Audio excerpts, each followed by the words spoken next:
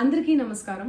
నిన్న ఏదైతే నా బర్త్డే పార్టీ జరిగిందో ఒక చిన్న ఇంట్లో పార్టీ లాగా ఒక ఫ్యామిలీ ఫంక్షన్ లాగా జరుపుకోవాలన్న ఒక ఉద్దేశంతో ఆ రిసార్ట్లో మా అమ్మా నాన్నల కోరిక మేరకు మా అమ్మా నాన్నలతో కలిసి మా ఫ్యామిలీ మెంబర్స్తో కలిసి నేను జరుపుకోవడం జరిగింది.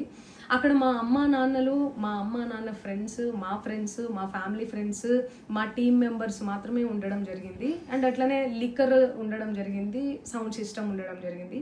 సో సౌండ్ సిస్టమ్కి లిక్కర్కి పర్మిషన్ తీసుకోవాలని చెప్పి నాకు అస్సలు అవగాహన లేదు, ఐడియా కూడా లేదు. అది అనుకోకుండా సడన్గా ప్లాన్ చేసుకొని వెళ్ళిపోవడం జరిగింది అక్కడ. సో అందుకు నాకు అవగాహన లేదు, లేకుంటే నేను డెఫినెట్లీ నేను తీసుకునేదాన్ని. నాకు అసలు గైడెన్సీయే లేదు. ఎవరైనా గైడ్ చేసినా కూడా నేను పర్మిషన్ తీసుకునేదాన్ని, లేకపోతే నేను ఎందుకు ఇలా తెలిసి చెయ్యను కదా. సో ఇదంతా ఇలా తెలిసి అయితే నేను తప్పు చేయలేదు, తెలియకుండా ఇది జరిగిపోయింది. అండ్ అక్కడ లోకల్ లిక్కర్ తప్ప అసలు వేరే ఏ ఇతర పదార్థాలు, మత్తు పదార్థాలు కానీ వాడడం అసలు జరగలేదు. అక్కడ దొరకలేదు కూడా, పోలీసులు సెర్చ్ చేసినా కూడా.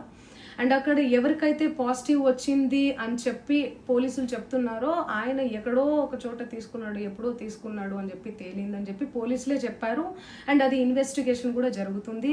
మేము కూడా పోలీసులకు కోఆపరేట్ చేస్తున్నాము. అండ్ నేను ఎందుకు ఇలా చేస్తాను, అసలు నాకు తెలిసి ఎందుకు చేస్తాను? మా అమ్మా నాన్నలతో దట్టు, మా అమ్మా నాన్నలు పెట్టుకొని ఇలాంటివి నేను ఎంకరేజ్ చేస్తానా? ఇలాంటివి చెప్పండి.